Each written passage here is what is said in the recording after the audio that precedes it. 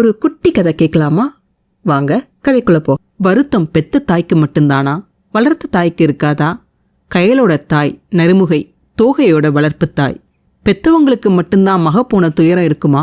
வளர்த்தவங்களுக்கு இருக்காதா? கண்டிப்பா இருக்கும். தான் கண் போல வளர்த்த தன்னோட பொண்ணு தன்னை விட்டு போயிட்டாளின்னு அந்த தாயும் கவலையோட அழுகிறா. வீட்டுல கொஞ்ச நேரம் பந்து விளையாடினாலும் சரி, உட்காந்துக்கிட்டே கலங்கு விளையாடினாலும் சரி, அம்மா எனக்கு ரொம்ப சோர்வா இருக்குன்னு சொல்லிட்டு ஓய்வெடுக்க போயிடுவாளே, என்னை கட்டி பிடிச்சுக்குவாளே என்னோட பொண்ணு. ஆனா இன்னைக்கு அவ என்னையும் நினைக்கல, அவளோட தோழிகளையும் நினைக்கல, அவளோட அப்பாவோட காவலையும் தாண்டி போயிட்டாளே.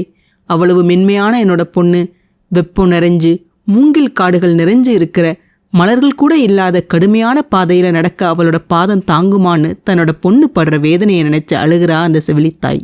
அது தமிழ் சங்க இலக்கியங்கள்ல ஒன்னான அகநானூறு பாடல் 17 எவ்வளவு அழகா சொல்லியிருக்கு பாத்தீங்களா? இந்த பாடலை பாடினவர் கயமனார்.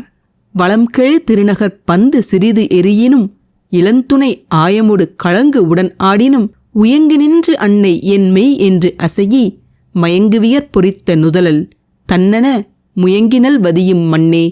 இனியே தொடிமான் சுற்றமும் எம்மமும் உள்ளாள் நெடுமொழி தந்தை அருங்கடி நீவி நொதுமலாளன் நெஞ்சு அறப் பெற்றையன் சிறுமுது குறைவி சிலம்பு ஆர் சீரடி வல்லகொள் செல்லத்தாமே கல்லன ஊர் எழுந்தென்ன உருகெழு செலவின் நீரில் அத்தத்து ஆரியடை மடுத்த கொடுங்கோல் உமணர் பகழு தெளி தெல்விழி நெடும்பெருங்குன்றத்து இமிழ்கொலை இயம்பும் கடுங்கதிர் திருகிய வேய்ப்பையில் பிறங்கல் பெருங்களிறு உறிஞ்சிய மண்ணறை யா அத்து அருஞ்சுரக் கவலைய அதற்படு மருங்கின் நீல் அறை இலவத்து ஊழ்களி பல்மலர் விழவு தலை கொண்ட பலவிரல் மூதூர் நெய் உமிழ் சுடரின் கால்பொறச் சில்கி வைகுறு மீனின் தோன்றும் மைப்படு மாமலை விளங்கிய சுரனே.